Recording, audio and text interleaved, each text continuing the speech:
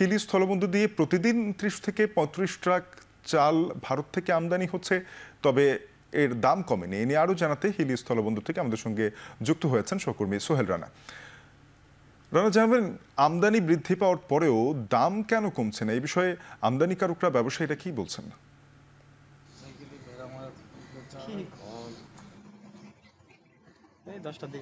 শাফিন, একটু শুরুতেই বলি যে আসলে বাজার স্বস্তির জন্যই কিন্তু চালের আমদানিটা সরকার উদ্যোগ নেয় এবং সেখানে কিন্তু শুল্ক প্রত্যাহারের উদ্যোগটিও নিয়েছিল, যার কোনো প্রভাব কিন্তু এখন পর্যন্ত চালের বাজার আমরা লক্ষ্য করিনি। বরং বলা চলে যে ব্যবসায়ীদের সিন্ডিকেটের কারণে চালের দাম কমেনি, বরং আগের দামটি রয়েছে। এবং এখনো বলা চলে, আজকে এইমাত্র আমি কোর্টে এসে যেটি জেনেছি যে 1 টাকা কেজিতে কিছুক্ষণ আগেই দাম বেড়েছে চালের, যেটি পাইকাররা বললো আর কি।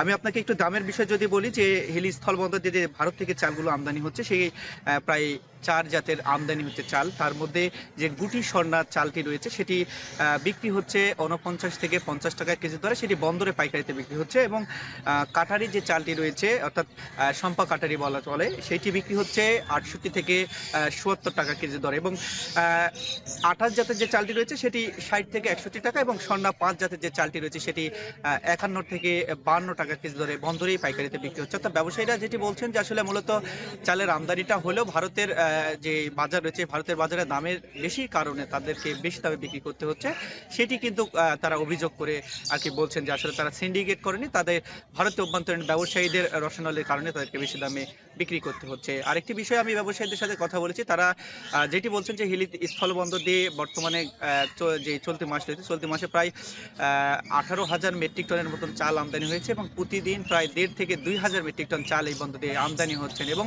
এই আমদানিকৃত চালগুলো এত পরিমাণ আমদানি হওয়ার পরে, এবং মৌসুম একটা আমন্য মৌসুম হওয়ার কারণে চালের দাম না কমার কারণে কিন্তু হতাশ কিন্তু এখানকার পাইকার, খুচরা ব্যবসায়ী এবং যারা সাধারণ ক্রেতা রয়েছে সবাই। তো এই ছিল শাফিন আমার কাছে হিলি স্থলবন্দর থেকে চাল আমদানি এবং দরদাম নিয়ে সর্বশেষ পরিস্থিতি।